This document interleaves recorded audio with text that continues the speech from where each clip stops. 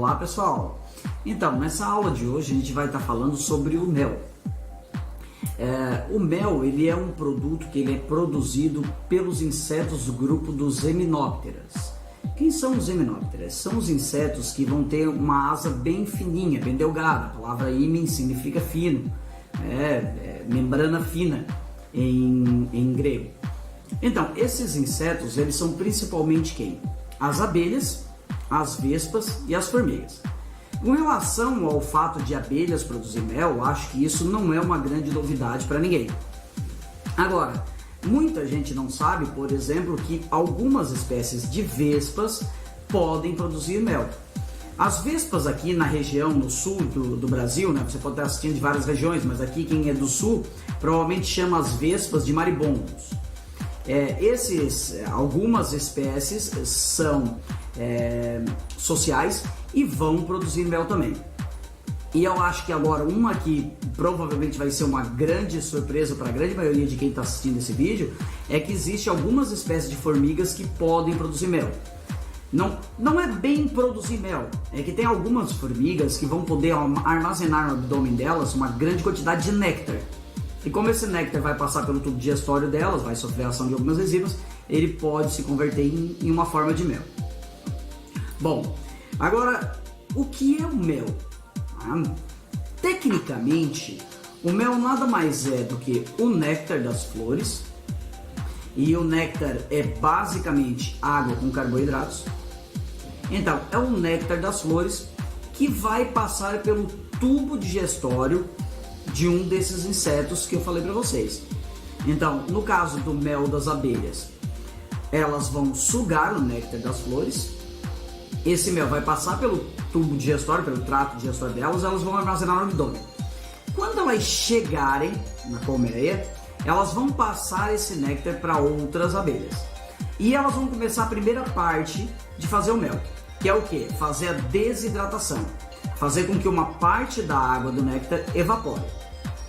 E depois elas vão armazenar esse néctar.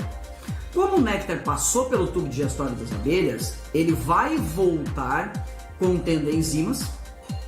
Essas enzimas vão fazer a quebra dos carboidratos, então uma boa parte do néctar tem sacarose, que é a associação de dois monossacarídeos, a glicose e a frutose. Então as enzimas já vão começar a quebrar esses açúcares. Por isso que se diz também que o mel é açúcar invertido, porque enquanto o açúcar de mesa é sacarose, o mel é frutose e glicose separado. Isso também vai contribuir para o fato de que o mel é até mais doce do que o próprio açúcar de mesa. Agora, além dessas enzimas que vão fazer a quebra desses açúcares, vão ter ainda outras enzimas e também o peróxido de hidrogênio. Essas outras enzimas e o peróxido de hidrogênio vai ajudar a manter a integridade do mel, porque várias bactérias ou até fungos podem começar a fermentação no mel. E essas enzimas e o peróxido de hidrogênio evitam isso. Então a quantidade de bactérias e fungos no mel fica baixa, impedindo a sua fermentação. Bom, agora com relação às propriedades do mel, essas propriedades elas podem ser bem variadas, porque vai depender do néctar que a abelha coletou. Se ela coletar o néctar de certas plantas que a flor produz antibióticos naturais, esse mel já vai ter uma propriedade antibiótica. Mas se de repente a abelha coletar o néctar de uma flor que não tem nenhuma dessas propriedades antibióticas, então o mel não vai conter. Um mel selvagem, um mel na qual as abelhas só coletam néctar de flores, em geral vai ter um mix dessas substâncias, e esse mel por si só ele já vai ser um potente antibiótico. Agora, muitas vezes abelhas, principalmente no caso da Apis mellifera, elas podem coletar substâncias açucaradas que não são de flores. Por exemplo, o xarope de algum refrigerante, o suco deixado para trás, um pouco de açúcar, água com açúcar. Então, nesse sentido, o mel não vai ter essas propriedades. Também é caso de apicultores que, para aumentar a produção de mel das abelhas, eles também fornecem xarope. E esse xarope é basicamente água com açúcar. Então, nesse caso, nós vamos ter um mel que não tem tantas propriedades antibióticas. Ok? Bom, agora, qual é a diferença do mel de Apis mellifera, de apídeos, para o mel dos meliponídeos? A gente viu que tem uma diferença na estocagem, mas existe diferença no mel? Na prática existe. A principal diferença do mel é com relação à sua composição de água.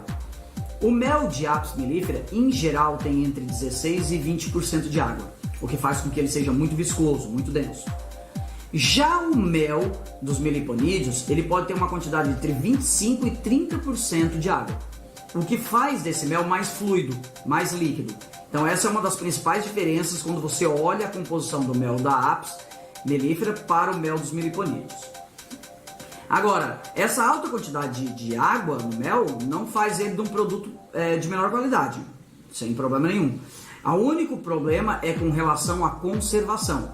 Devido ao fato de ter mais água, o mel ser mais hidratado, o mel dos meliponídeos tem uma maior facilidade de fermentar. Então tem que ser tomado muito cuidado. Para ser comercializado, esse mel precisa passar por pasteurização.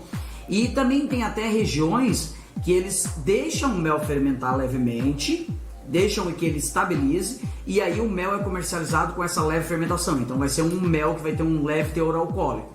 Então pode ser comercializado dessa forma quando se fala do mel de meliponídeos. Então, essas diferenças básicas. Com relação à quantidade de proteínas no mel, isso também vai variar muito das flores. Em geral, o mel de Apis tem em torno de 3% de proteínas. O mel dos meliponídeos varia bastante de acordo com a espécie, pode variar entre 0,1% até 3,5% de proteínas. Então isso vai variar bastante da flora em que as abelhas coletaram esse néctar.